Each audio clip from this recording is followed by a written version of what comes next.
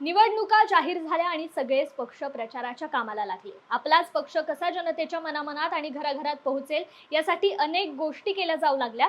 मग प्रचार सभा घेणं असो, घरोघरी जाऊन पक्षाबद्दल माहिती देणं असो किंवा मग पक्षाच्या जाहिराती करणं असो.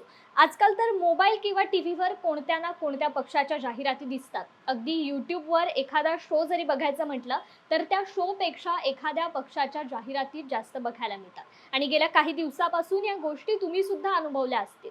पण एवढ्या भव्य दिव्य सभा, मेळावे, जाहिरातबाजी करण्यासाठी पक्षाकडे पैसा येतो तरी कुठून?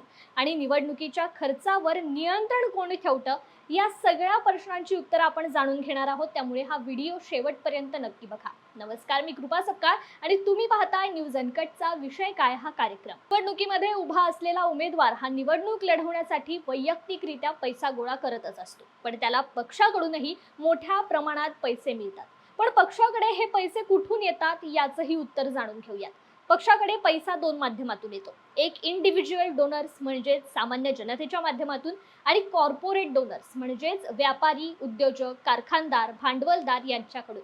80% हा पैसा कॉर्पोरेट डोनर्स कडून येतो. आता तुमच्या मनात एक प्रश्न निर्माण झाला असेल की कॉर्पोरेट डोनर्स एवढ्या मोठ्या प्रमाणात पैसे राजकीय पक्षांना का देत असतील?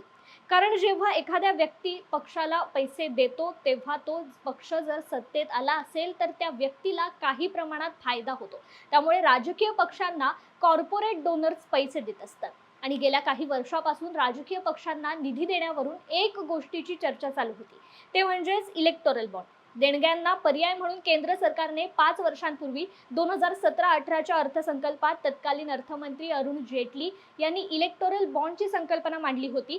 ती लगेच अंमलात आणली गेली. या योजनेअंतर्गत कोणताही भारतीय नागरिक किंवा भारतात स्थापन झालेली कोणतीही कंपनी स्टेट बँकेच्या ठराविक शाखांमधून हे बॉन्ड खरेदी करून ते राजकीय पक्षाला देऊ शकते.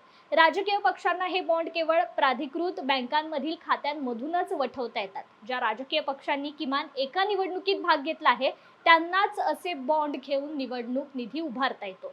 इलेक्टोरल बॉन्डवर खरेदी करणाऱ्या नागरिकांचे, व्यक्तीचे, संस्थेचे नाव असणार नाही अशा काही बाबींचा समावेश असलेली ही योजना होती.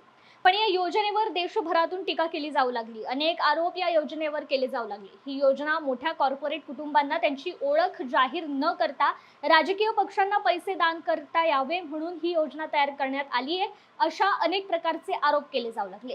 सुप्रीम कोर्टाने सुद्धा या योजनेवर आक्षेप घेतला होता. कारण इलेक्टोरल बॉन्डच्या मार्फत मोठ्या प्रमाणात निधी येत होता, पण हा निधी नेमका कुठून येतोय हे समजायला मार्ग नव्हता.